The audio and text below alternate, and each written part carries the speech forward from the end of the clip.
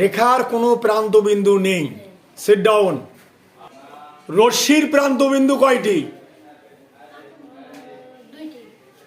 উত্তর ভুল হয়েছে।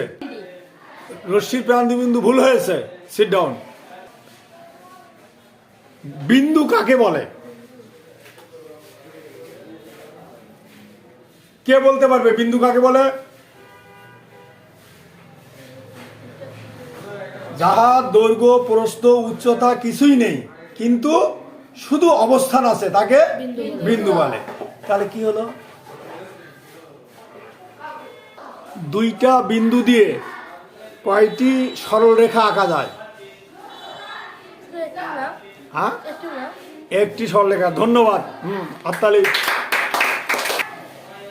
দুইটি বিন্দু দিয়ে কয়টা বক্ররেখা আঁকা যায়? অসংখ্য।